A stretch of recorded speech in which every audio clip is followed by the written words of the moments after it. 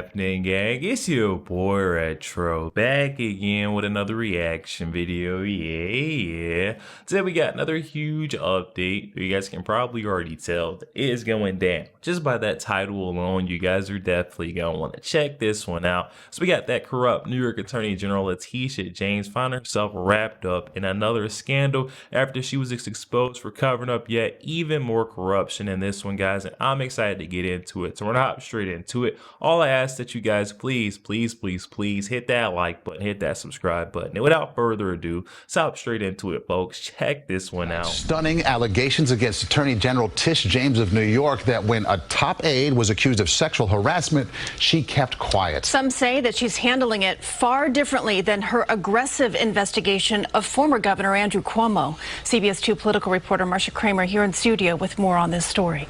Marcia? Well, Christina Maurice, the charges are coming from one of the women whose allegations of sexual harassment led to the resignation of the Attorney General's closest aide, her longtime chief of staff. She raises many questions about how the case was handled, and others have wondered why the Attorney General waited until after she won re-election to make the case public. All right, you guys, and I know you're sitting at home right now thinking to yourself, like, this story seems oddly familiar. Haven't we covered this one before? The answer is yes, but like an onion, this story has many layers, and we've just peeled back one in that first covering, but it seems like we've got more as we got the lead man, independent fraud investigator Sam E. Antar with another bombshell tweet coming out, tweeting that Letitia James used a Davis and Polk law firm to destroy Andrew Cuomo over harassment allegations, but then turned around and paid them $483,000 in taxpayer funds to defend her from almost identical allegations. So this is the same law firm, the same crimes, but opposite treatment. All right, you guys, so if you're familiar with how we get down over here with your boy RetroStef, you know we are deeply seated in research. We're gonna get to the bottom of it, whether they want us to or not. We got this white collar fraud article here from our guy Sam E. Antar that kind of puts all these pieces into place in the perspective of this puzzle on how Letitia James used, abused, and heck, weaponized this law firm in order to come after her nemesis,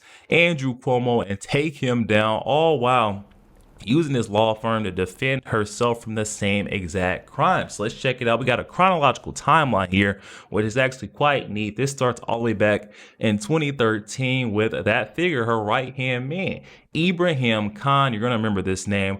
As previously reported, this guy was deeply connected in James's campaign all throughout the timeline. Ibrahim Khan had first started off as James' spokesperson for a public advocate campaign. So this was way before James is even that top prosecutor of New York. She wasn't even in that attorney general spot yet. And then a year later in 2014, Ibrahim Khan had got himself a promotion as James' chief of staff at the public advocate office. And this is the year where he allegedly assaulted the intern at the office holiday party. All right, and this is where things start to get a little weird. We've got the New York Post had published an article about Khan's alleged assault of a different woman, but the article had subsequently disappeared under mysterious circumstances. So this is starting to get a little bit odd. We all know how these journals and publications, you get an article, it doesn't usually get deleted. They stay around no matter if it was reported false. They might put out a correction or put out an article clarifying, but they don't usually take down these articles. So something mysterious is definitely going on behind the scenes there. And despite the allegation, in 2018, James continued to promote Ibrahim Khan, and then she made him into her attorney general campaign manager. And this was her trusting someone who had known assault allegations to run her campaign for the state's top law enforcement position. It does not make sense to me. And at this time, James had documented responses of her public advocate's years, and she dismissed all allegations, with her office reportedly calling all accusers liars. So James kind of just discredited all the victims of said assaults by Ibrahim Khan, while trying to rise to this spot as the New York's Attorney General. And then we get to the year 2019, where James takes that office as Attorney General, and then she promotes Khan once again to Chief of Staff.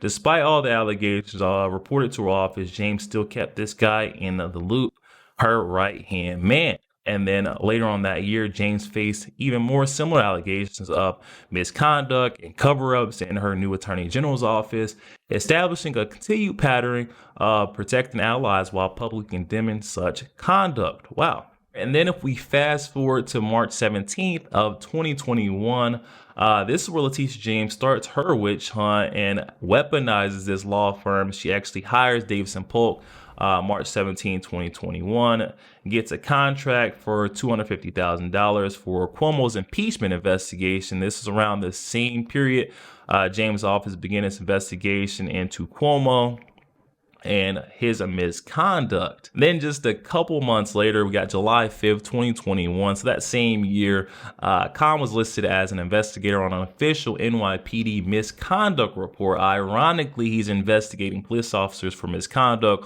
while James protected him from his own allegations of assault.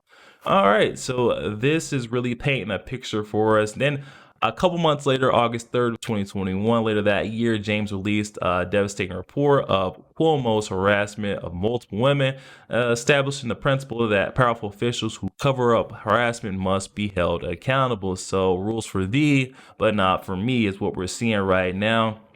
Then it continues on that same year, 2021. This is in November, though. Davis & Polk released the final impeachment report, sealing the deal on Cuomo's fate. So they got him to resign in disgrace. The Davis & Polk law firm, and this, lined up. So at the same time, Andrew Cuomo was serving as a governor. Kathy Hochul, now the governor of the state of New York, was serving as his lieutenant governor. So this kind of lined her up. If you guys are seeing where I'm getting at right now, this kind of lined her up to get right into that spot and fill his shoe. Now, this is where things start to get very dicey. We got November later on that year. This is that same year where Cuomo was impeached. This is all according to court filings. Khan had allegedly assaulted Sophia Quintanar at a political fundraiser. Sophia Quintanar worked for Attorney General Tish James as a deputy press secretary until last year. She is speaking out tonight as both the victim of sexual harassment from James' chief of staff, Ibrahim Khan, and as a former employee who doesn't understand how her case was handled differently from the sexual harassment case brought by the office against former Governor Andrew Cuomo that forced him to resign. She charges that James took more care to protect Ibrahim Khan than the women who accused him of abuse. And in September of 2022, she had finally reported. So later on the next year, she came forth, reported Khan for his assaults. And in October that same year, 2022, that's when James decided to open up the investigation against Khan, finally looking into a right-hand man after multiple allegations of assault. And this is where things kind of get a little fishy. Just a day later after Letitia James had opened up that investigation into Ibrahim Khan, she started the investigation off by saying that certain information allegations related to outside activities were provided to the office that may implicate executive orders, and she wanted this to stay remote within everyone's position and refrain from socializing with any OAG staff or anyone in the capacity affiliated with the AG. So she kind of wanted to keep this whole investigation under wraps still. She didn't make it public about Ibrahim Khan and the investigation that was going on behind the scenes. And then later on that year, actually the next month, November 22nd, Khan stepped down from his position while also being paid through the end of the year. And they made it look as if Khan was just leaving his position naturally before the start of Attorney General Letitia James's next term in office.